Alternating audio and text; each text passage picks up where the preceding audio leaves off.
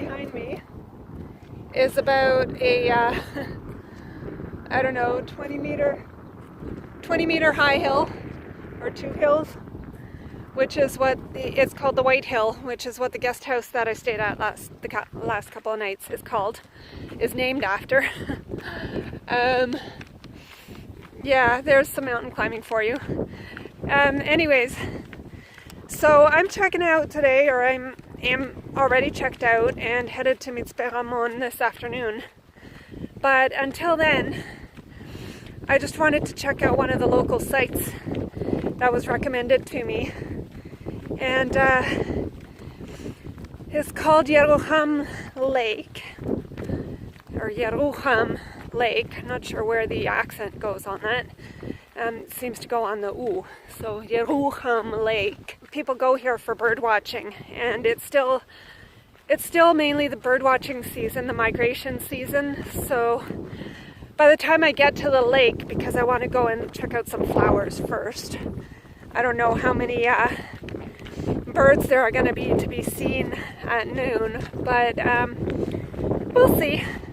Yeah, so after that we're going to take off to Mitzpe Ramon, but for now there's these yellow flowers that flower in bunches over just past the lake. So we're going to go look at that, then we're going to come around and look at the lake and the birds. And not a major hike today, just a nice easy stroll for the morning to keep my muscles moving and limbered up.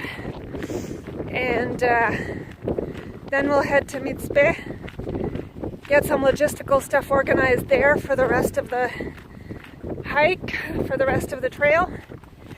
And then hopefully spend Shabbat just kind of enjoying Mitzpe and the views of the crater down there and stuff. And then hit the trail again on Sunday. So we have a plan. Alright folks, we're in Yeruham Lake Park. We're going to go find ourselves some flowers and a lake in the middle of the desert. But before we find flowers or a lake, we have to find a fort. So I'm at the back side of the fort right now. I'm going to try to find the front entry so I can get in and get some better shots. But that is Yeruham Fort, and I don't know anything about it, so let's go see if we can find out. These are the ruins of Yeruham Fort, and as of yet, I have yet to find out anything about it. Maybe there's something in my guidebook, map, legend, whatever. But again, really awesome ruins. Some of these look so, like here at the front, they look almost like they're brand new. I don't know if you can see that. So, I don't know what the story is here. Oh wow, it's a lot bigger than I expected. I mean, it's small in the grand scheme of things, and especially considering the ruins up at Sipori. But this was probably a pretty significant fort. There's a little outbuilding there, and then the rest of the fort over there. Much bigger than I expected. I thought it would be something quite insignificant, but this is really cool. And then in the background of the fort there, you see this weird forest in the middle of the desert surrounding the lake, which we have yet to find. And I have to be really careful because I made the mistake of wearing my sandals today, and it's going to be sort of high noon by the time I get back to change my other shoes on, and I can't afford to burn my skin on my feet, so this is going to be interesting. Oh well, we're gonna try and be very careful and not do that, because I need my feet to be good for walking. And then back in the distance there, over on that hill, you see the little town of Yeruham, which is kind of a town in the middle of nowhere. Much more in the middle of nowhere than I thought. I thought it was actually on the road from Tel Aviv to Mitzpe Ramon, but it's not even. So I'm gonna have to find a way to catch a bus or a hitchhike to Mitzpe Ramon, but it is Makhtesh Ben Gurion and Mitzpe Ramon are sort of the next two big towns along the way, so it shouldn't be too hard. Well, I just got told not to be there.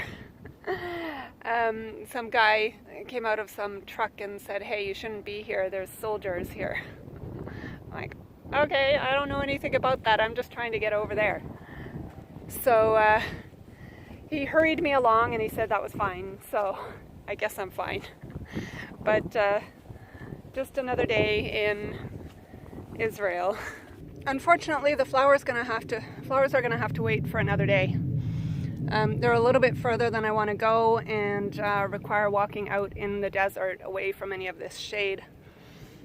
And considering the little mistake I made with my shoes, I don't want to risk burning the tops of my feet, because that would be really bad. So I'm hoping that walking around the lake will not do that, because a good portion of it is in the shade. But right now, I have to head out into the sun, so to find the actual lake, which I still haven't found. Well, there's the lake, if you can see it through the trees. And it's further than I thought it was going to be. So yeah, so definitely a good thing not to go looking for those flowers, because I really don't have the time or the sun protective gear to do that right now. So another day, but I guess this puts Yeruham on my list of places that I might want to get back to sometime in the future. Alright, well, this is a much better view of the lake, and there are definitely interesting birds out there, considering I don't know anything about birds. I might be able to recognize a heron, but I'm too far away to see them, and I really need to get into the shade, so I need to find my way out of here and back into that park. Wow, that was just the fourth military jet that has flown by this morning, so they must be having some exercises and practice in the area, or today must be like practice day or something. But we're not far from the Beersheba airport, which is, I believe, a military airport, or used as a military base. I think that's where a lot of the planes fly out from anyways, is near Beersheba. And so on a day when they're practicing flying, yeah, there's going to be a lot of flybys around this area. Well, more mistakes this morning, and it's frustrating that I just can't seem to do anything right. But anyways, it was a nice walk, and I did see the lake in the middle of the desert, which is kind of cool. I really wanted to find a spot by the lake to see if I could watch some birds, but that didn't really work out. The whole area is actually much larger than I expected, and all the trails are actually pretty poorly marked. And I had the map with me the whole time. I'm looking at the map, trying to follow some kind of path or trail to get somewhere. And I did pretty much know at all times where I was, but most times anyways, roughly where I was. But trying to find the right trail and to get to where I wanted to go was tricky. So probably just as well that I decided not to go after those flowers, because that would have cost me more time and would have been out completely exposed in the desert sun. So not a good idea. So right now I'm just sitting in the shade for a little bit, giving my feet a rest from the sun, and hoping that they're covered in enough desert sand and dirt right now that the sun can't get through to them to burn them between here and the guest house. I really should have taken my pack this morning, which the guest house owner asked if I was going to take my pack or if I was leaving it, and I had decided I was going to leave it just to take a nice little stroll because I didn't think it was very far, and I would come back and get my pack and hitch a ride or whatever, so I wouldn't have to carry my pack all around here. But maybe I should have brought it anyways. I don't know. Yeah, I don't know. It was a nice walk. Just took my day pack, and so it was actually nice to not have to carry the pack and just to kind of walk around, hike around, and be able to look at the sights a little easier than when I had my pack. So I don't know, maybe it was fine in the end. So on the move again, got my backpack again, and it's light as a feather now because I have no water in there and I ate all my food. So well, actually I think I have half a liter. No, I have about a liter of water in there. But walking to the bus stop through a shaded path, which is about to end, which is lovely in the middle of the desert. Very happy for that. And I should be just on time for my bus. And if I should happen to have messed up my timing and miss it while in this meantime while I get to the bus stop, then I can always hitchhike from that spot, which is why I'm trying to get to that bus stop rather than stop at one of the bus stops that I just passed. So my timing is perfect for the bus, so I might take the bus. Probably will take the bus unless somebody stops for me before the bus comes, but the bus is supposed to come in like 10 minutes, so not much of a chance of that. But that's okay because the buses are fairly inexpensive and they're fast and good, so not worried about that. And then we'll get to Mitzpe Ramon and have to sort out my next few days once I get there. Well, as light as my pack is, I'm actually, after all, glad I didn't take it with me on that jaunt through the park. The park is actually right there. So from that perspective, it would have been fine. I would have just brought my pack and just come straight over to the bus stop or the highway to hitch. But I don't know where I would have left it while I was walking around in the park and stuff, so, and carrying it around through that desert just wouldn't have been a great idea. So glad I did what I did. Oh wow. So I'm in Mitzpe Ramon. I just got off the bus at my stop where I'm supposed to get off, and literally the instant that I felt the sun on my back, even through my shirt, it was hot, hot, hot. Otherwise it's fine. In the shade I'm actually very comfortable. But the sun is crazy. It's 20 to 2. And wow. I think I may just have to sit it out here in the shade for a little bit at this other bus, like the opposite bus stop. Just even for about 20 minutes before I start to try to get out to where my hostel is, because if I get stuck in the sun, like that is just insane. Now, having said that, that probably also means that my solar umbrella will actually be of some use. So just gonna sit here and wait it out for a little bit, but while I do, I just thought I'd tell you about my first strange hitchhiking experience that I've had, which I wasn't even hitchhiking, so it's a little bit weird. I was standing at the bus stop over there in Yeruham waiting for the bus, and it was supposed to come any minute, like literally any second. And suddenly this car driving by just pulls up at the other side of the bus stop. I'm like, okay, that's weird. And the driver was, I could see he was alone. Fairly young guy alone, probably in his mid-30s, I'd say. And so, you know, sometimes if somebody's pulling up, they'll be letting off, you know, dropping off a passenger for the bus or whatever, but this guy obviously wasn't.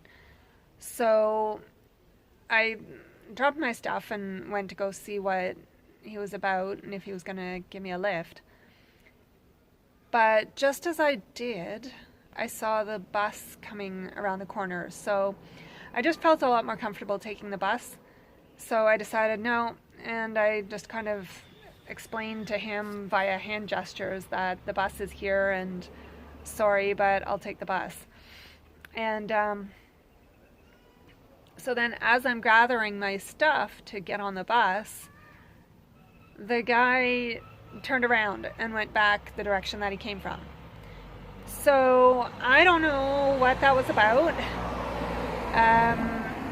Don't know if it was a security guy trying to check if everything was okay. Don't know why he would be doing that when I'm sitting at a bus stop. So yeah, don't know what that was. That was very odd. But just glad that the bus was there and got on the bus, and now I'm in Mitzpe Ramon watching out for the sun, and everything's good. And I'm sure everything would have been fine too. If I got a strange vibe from the guy, then I certainly wouldn't have gotten into the car with him, and I didn't really want to get into a car with anybody right then anyways because I knew the bus was just around the corner. So if I had missed the bus, it'd be a different story. Then I would have hitchhiked happily. So anyways, that's what happened. It was very odd, but nothing scary. I'm not like worried about it. It's just one of those things that makes you go, Sorry guys, the exposure is really crappy, but I really want to show you this. So this is the entrance to the place I'm going to be staying tonight. And maybe hopefully another couple of nights. It's called Desert Shade Eco Camp, and it's actually kind of a cool place. I'm just in awe of the view just at the entrance, but I'll tell you more about it later once I can sort of get myself organized. This is just amazing though. Okay, I hope they can work it out for me to stay for a couple extra nights. Wow! So that is the Makhtesh Ramon. That's the other crater. This is the largest, I think, of the three or four craters. And that is just amazing. We're going to get much better views of that over the next couple, well, certainly over tonight. Maybe over the next couple days. So I gotta go find out whether I can check in yet and at least dump my stuff, and then go explore Mitzpe and find me some breakfast, maybe some dinner too. Wow, and this is sort of the common area. Very, very cool place. It's kind of where the reception and the common area and the Wi-Fi is. Really neat. So I have about an hour to wait before I can check in. So I'm thinking I'm gonna just go explore. And actually the Shvil goes literally right beside this place. So I think I'm just gonna go walk on the Shvil for a little bit without my pack. How lovely is that gonna be? And I'm going to go into Mitzpe to the Visitors Center and see what I can find out there about Mitzpe and maybe other places to stay tomorrow, if I can't work something out here. But this is the coolest place. So that up there is the entrance way and the common area where I just was. And the accommodations are various kind of it calls itself an eco camp. It's Desert Shade Eco Camp. And from what I read on the website, the accommodations are made of various kind of recycled materials and mud.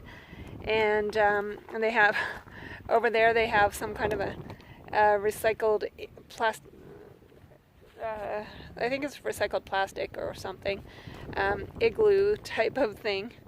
So it's just a really cool place and very desert vibey, as you saw in that common area. really loving the vibe here. And so down there, you can see where the Shvil goes. I think it goes along sort of where those boulders mark the trail, mark the route, or the road, whatever that is. And then, as per usual, if you can see it, there are strange sculptures out in the middle of nowhere, although this one is actually called a sculpture garden. So, well, mind you, so was the one up in Hood. I think that was also called a sculpture garden or something. So, but it's just funny, they're kind of out in the middle of nowhere, these sculpture gardens. But I'm gonna go find myself the Shvil and get some Shvil, probably not Shvil kilometers, although I might actually end up doing about 1.5 kilometers to get to the visitor center. And that'll be really awesome to be able to do it without my pack. And I have water, so I'm good to go. Yeah. All right, let's go. Okay, I've decided if I need to live in the desert, I want to live in, maybe Eilat or Mitzpe Ramon. Those houses over there are pretty cool, but there's a tennis center. How cool is that? A tennis center in the middle of the desert. Now, the only thing is, probably be too hot most of the time to play. But it does seem that it's lit, so I guess you could play at night when it's cool. That is it. That just sealed the deal for me. I'm moving to Mitzpe Ramon. Not. But, you know, you can dream, right?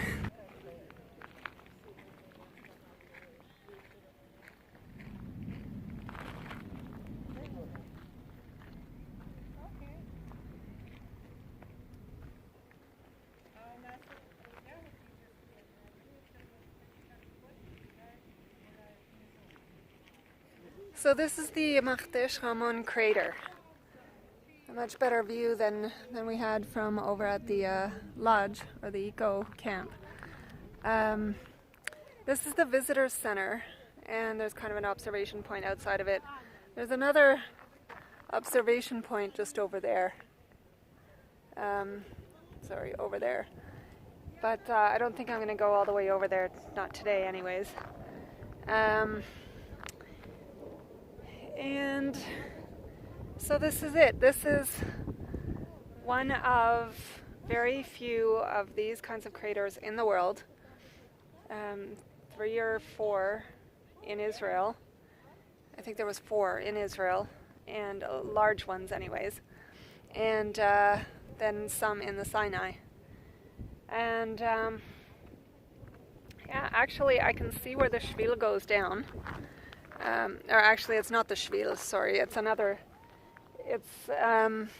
trail. Goes down right about there. I don't know if I'm pointing at it or not because I can't see on my screen. So that's actually the trail that is recommended to take to get down to cut off about 5.5 kilometers of the Shvil. And that's actually the one that I was thinking of taking tomorrow. It is actually not as steep, or not tomorrow, sorry, Sunday. It is not as steep as I thought it would be. So that's actually good. But I am still contemplating actually cutting off this whole section. Not the whole section, but the section as far as the highway.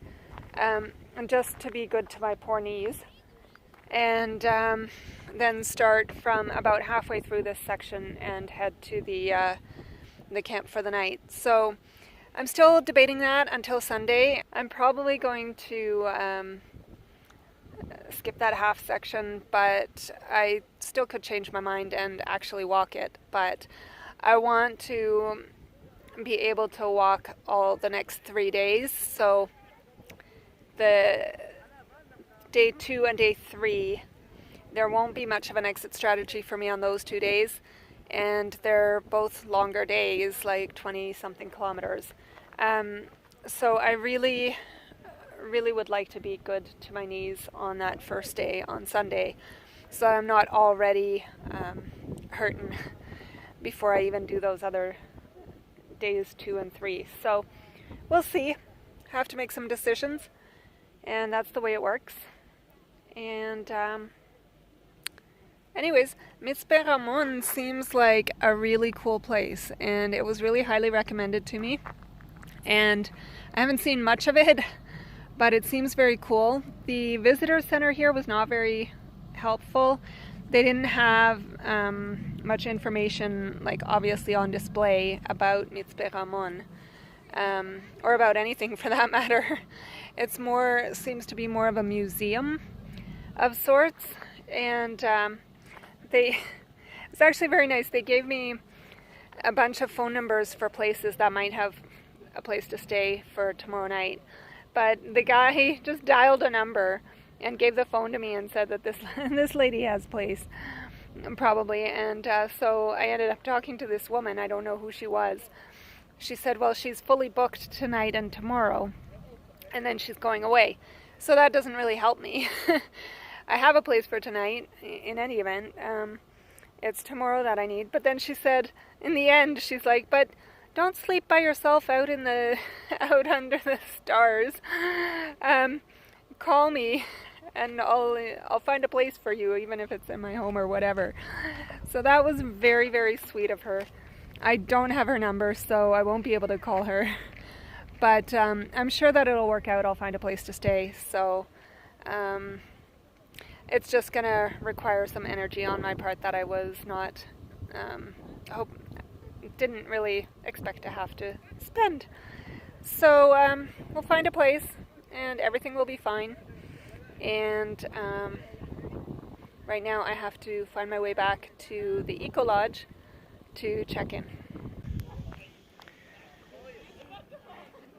Actually, probably the reason why they don't have much information about Mitzpe Ramon is because it's actually the Makhtesh Ramon Information Center, or Visitor Center, whatever, which means it's basically a visitor center, lookout, museum of the crater itself, not so much the town. So that would make sense. But I'm just sitting here before I head back to the camp and just looking at the crater, and it's so interesting. There's like black sand and brown sand and red sand, and somebody's actually written something in the black sand on the cliff down on the hill down there. But like especially down there, you can see all the different colors of sand. It's just so cool, so very interesting. There's even like almost white sand over there by the highway. Very, very cool. Oh, and there's a dry wadi.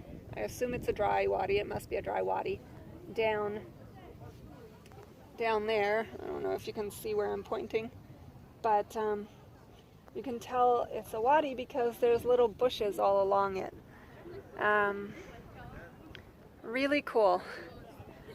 This is just one of the most awesome places. It's a very hazy day though, so you can't really see. Normally you would be able to see the mountains of Jordan and again that whole golden hour thing when the sun sets, which is just in about 20 minutes probably.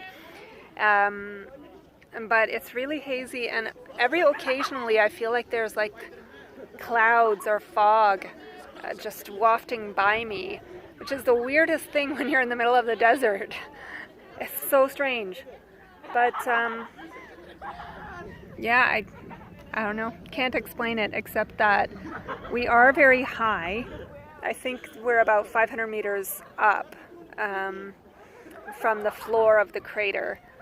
So I don't know if that sort of creates certain kind of climatic conditions that allow for fog and clouds to sort of sit up on top of the crater here. I don't know, but it's very weird, and I feel a little bit not afraid, but a little bit maybe uneasy about the fact that I'm sitting about less than a meter away from a sheer drop down to the crater floor.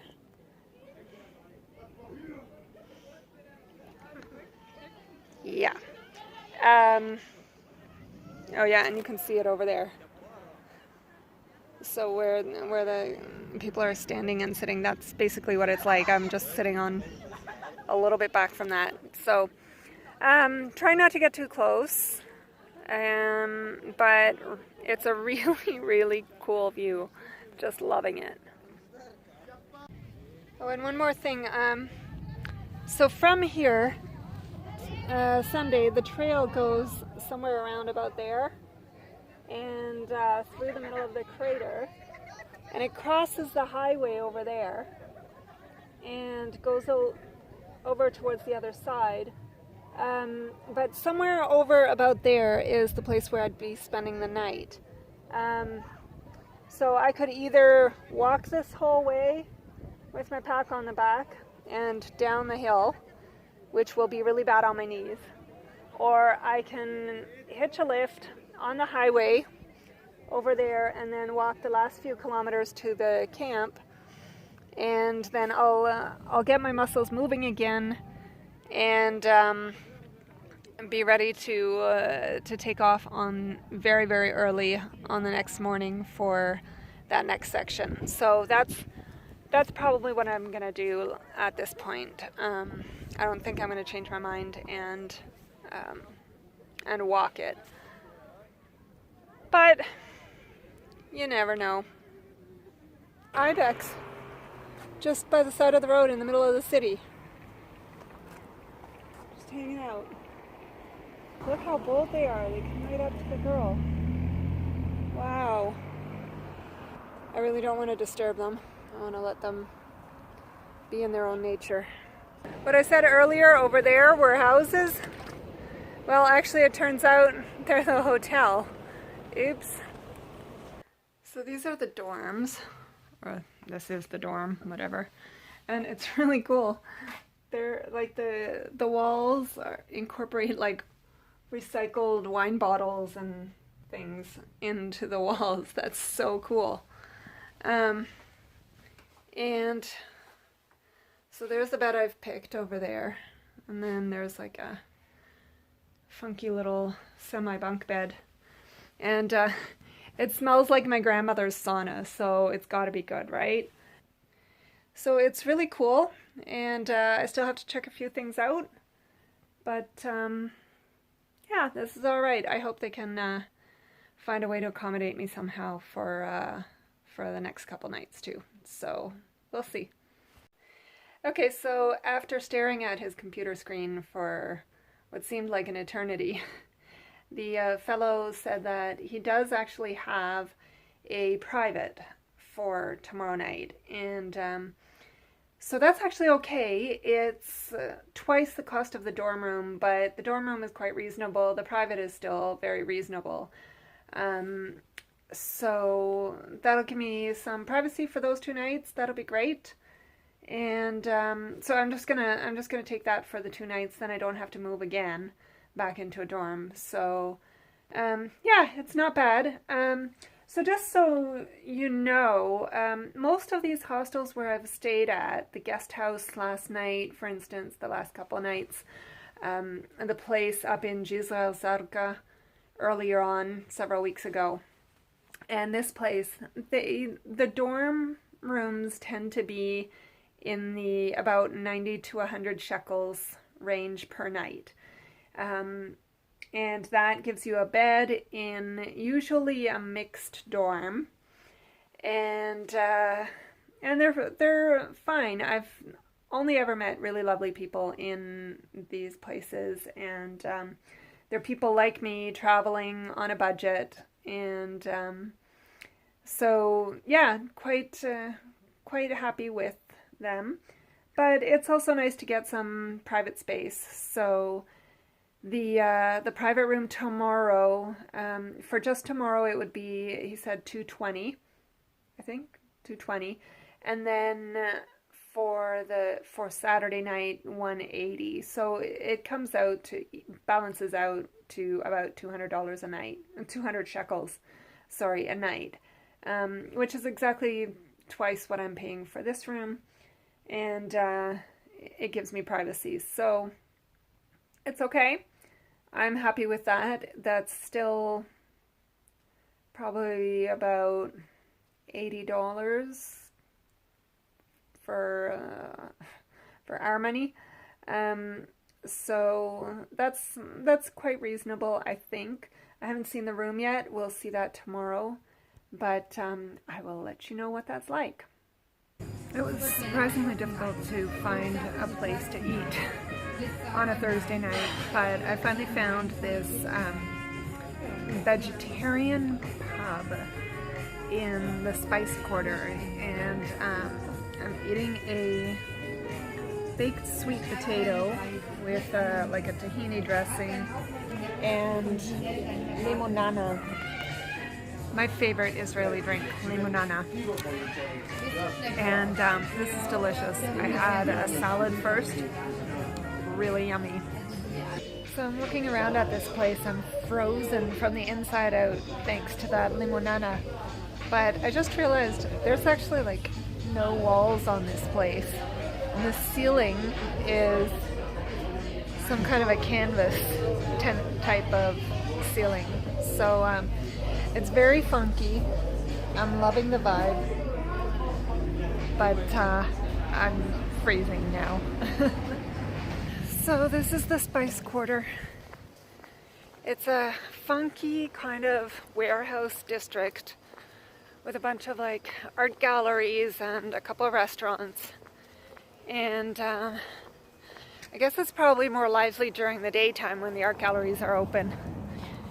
But yeah, finding someplace to eat was quite a challenge because of the weird hours that they keep, and a lot of places are closed by now. So I guess Mitzpe Ramon, for large part, is a place that tourists don't really stick around. They come through, they look at the crater and drive out. So it seems like there's not a big need, I guess, for restaurants to be open, which makes it difficult for those of us who need food. But anyways, that was delicious. And I'm just gonna say, Laila Tov.